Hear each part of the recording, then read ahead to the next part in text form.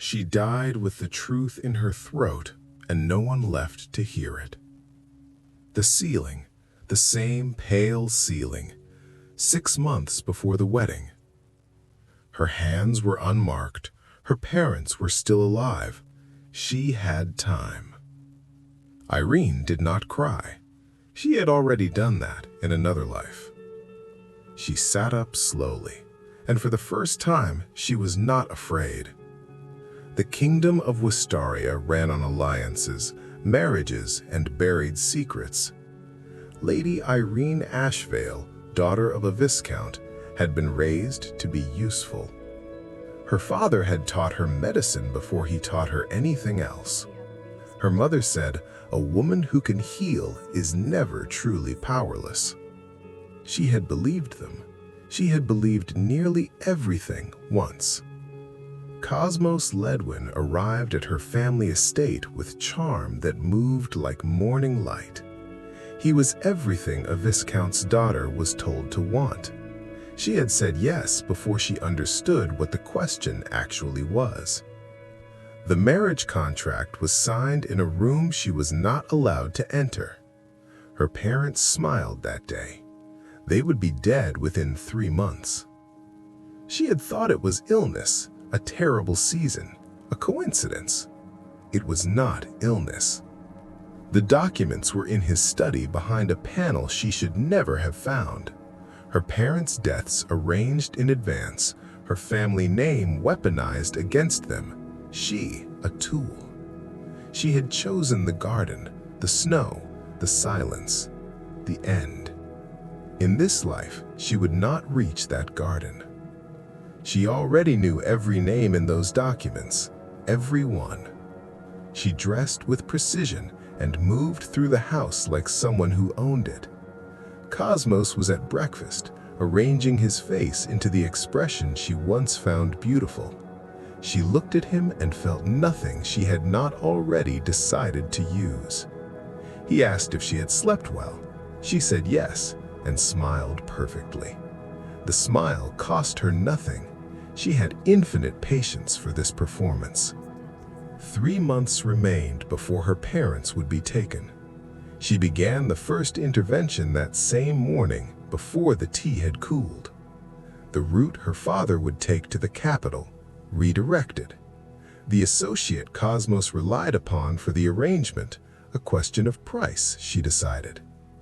Irene had studied medicine. She had also studied people. The disciplines were the same. Every person in the house told her things they believed they were not telling her. She listened to all of it with the same expression, gentle, curious, unremarkable.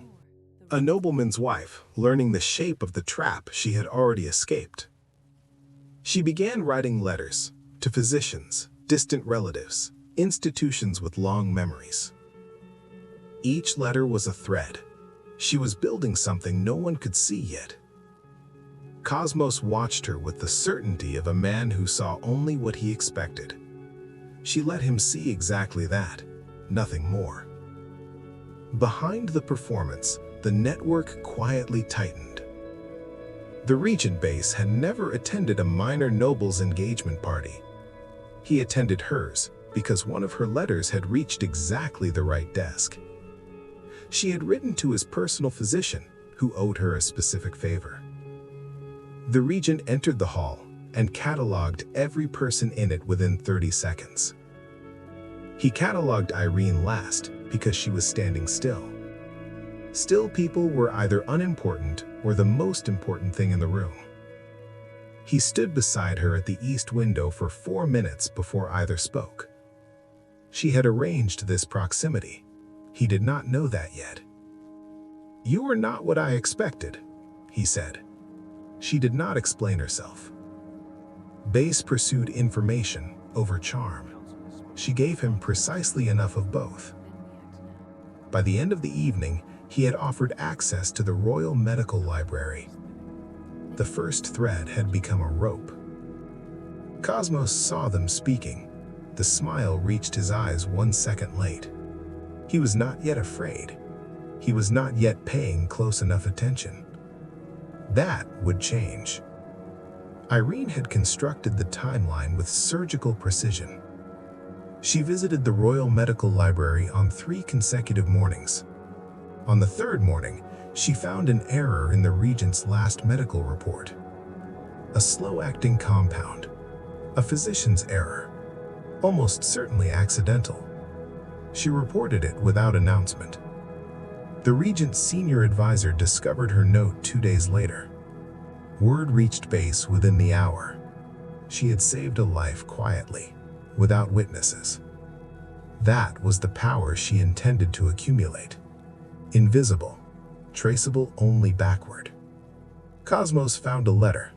Not the important one, just enough to begin worrying.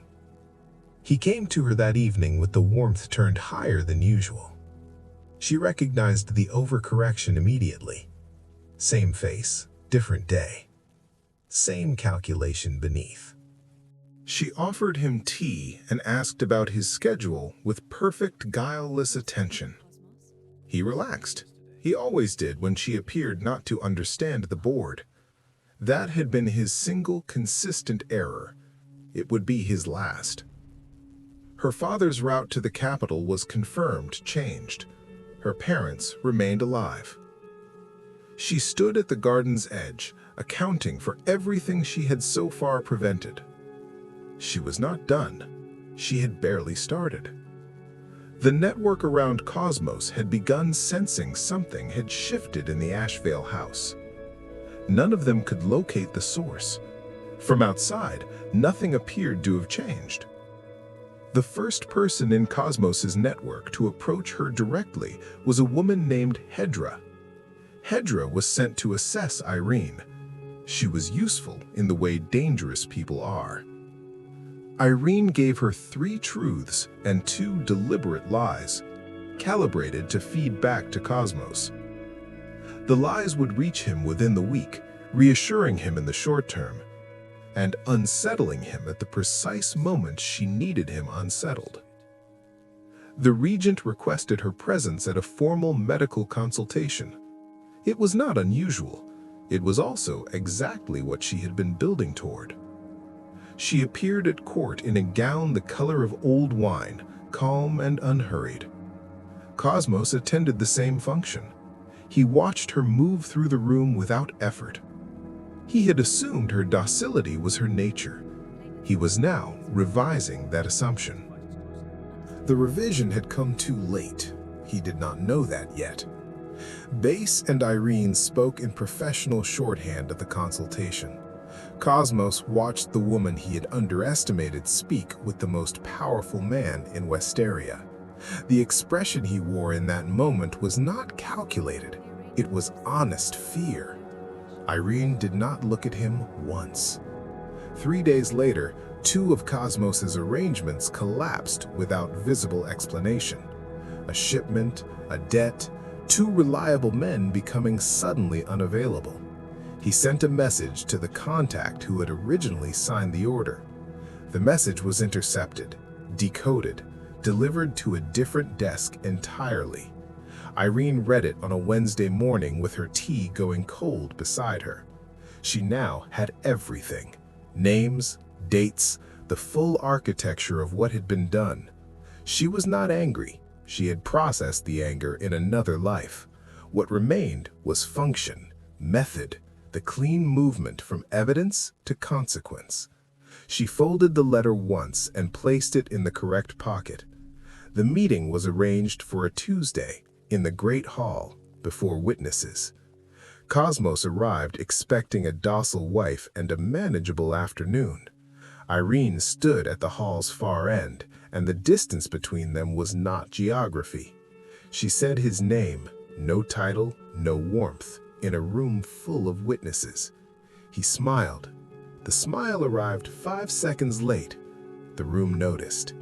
She placed 3 documents on the table. Her voice did not change pitch. By the time he reached for the first document, he already knew what it contained. The mask came off, not dramatically, simply. It became unnecessary. Everyone could see. She did not watch him leave. There was nothing she needed from his departure. Her parents were alive. Her name was intact. The network had been dismantled. Base stood at the edge of the room, his expression unchanged, which was its own answer. She crossed the hall alone, past the witnesses, the whispers, the documents on the table. There is a kind of strength that looks precisely like stillness from the outside. Not the stillness of someone who has surrendered, the stillness of someone who has finished. Irene had spent one life learning what was worth fighting for. One morning, in the same bed, the same ceiling above her, she chose to fight. She had not done it for justice. Justice was too slow and too visible.